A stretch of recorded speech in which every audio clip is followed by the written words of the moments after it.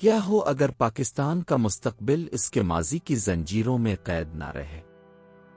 کیا ہو اگر پرانی سوچ کی جگہ نئے خواب اور نئی جرأت آ جائے؟ ذرا تصور کیجئے، ایک ایسا پاکستان جہاں فیصلے مایوسی سے نہیں امید سے کیے جاتے ہیں، جہاں ہر نوجوان کے پاس ایک خواب ہے اور ہر خواب کے پاس حقیقت بننے کا راستہ۔ موجودہ منظرنامہ، جنرل عاصم منیر کا پیغام۔ پاکستان کا مستقبل ہمارے نوجوانوں کی محنت اور ویژن پر ہے۔ ہم انہیں مواقع دینے کے لیے پالیسیز بنا رہے ہیں تاکہ یہ دنیا کے ہر میدان میں پاکستان کا جھنڈا بلند کر سکے۔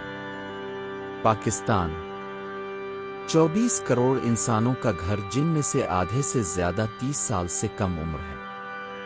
یہ وہ نسل ہے جو ایک ایسے دور میں پلی بڑھی ہے جہاں دنیا تیزی سے ڈیجیٹل بن گئی، مگر ان کے اپنے شہر اور گاؤں اکثر پرانے مسائل میں جکڑے رہے۔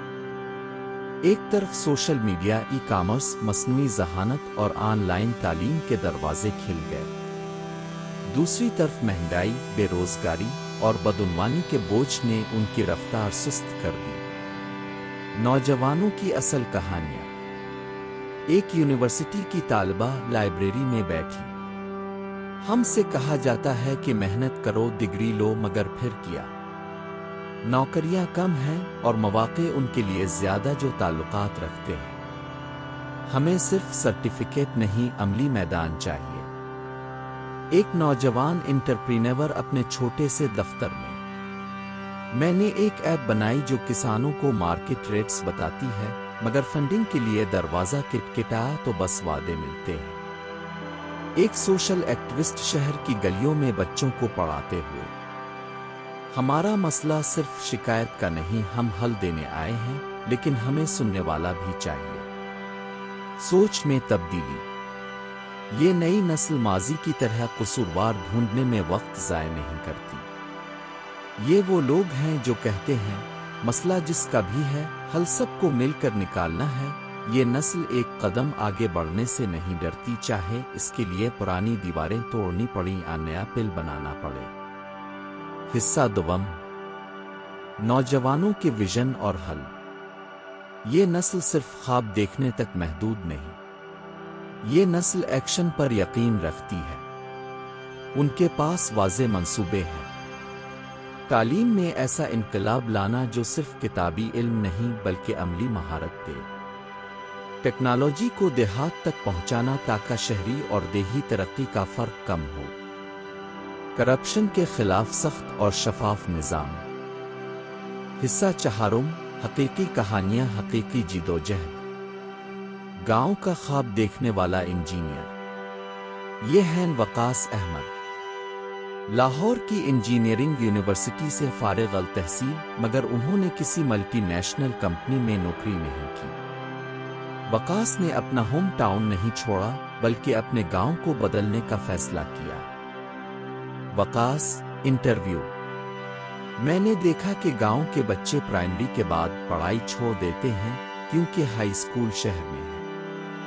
تو میں نے ایک آن لائن کلاس روم بنایا، سولر انرجی سے چلتا ہے، اور اب ہم روزانہ 100 سے زائد بچوں کو پڑھاتے ہیں۔ یہ ہے وہ عزم جو نہ حکومت کے بجٹ کا محتاج ہے، نہ بڑے سرمایہ کار کا، بلکہ ایک فرد کے خواب اور محنت کا نتیجہ ہے۔ فری لانسنگ سے اربوں کا بزنس۔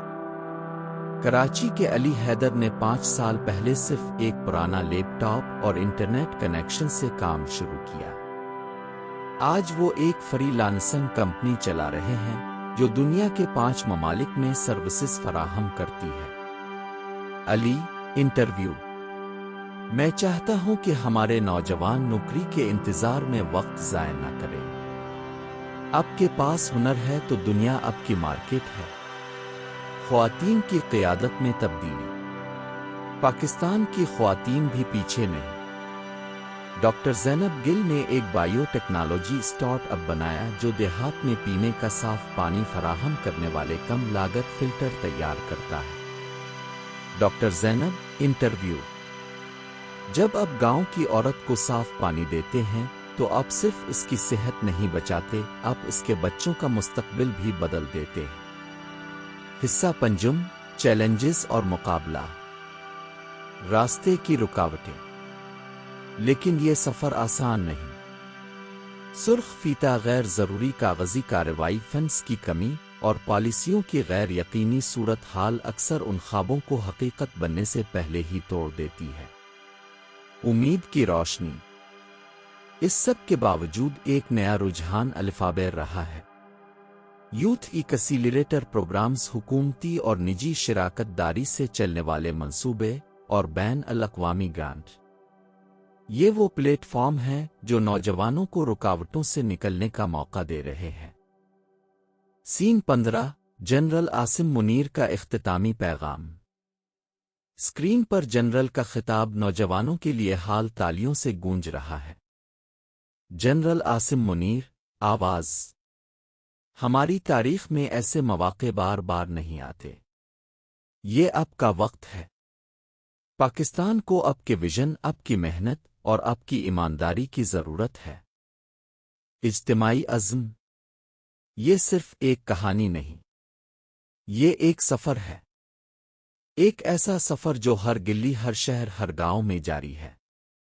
یہ بیداری کی نسل ہے، یہ امید کی نسل ہے، یہ وہ نسل ہے جو پاکستان کو وہ بنانے کے لیے تیار ہے جس کا خواب ہمارے بزرگوں نے دیکھا تھا، اور جسے ہماری آنے والی نسلیں فخر سے یاد کریں گی۔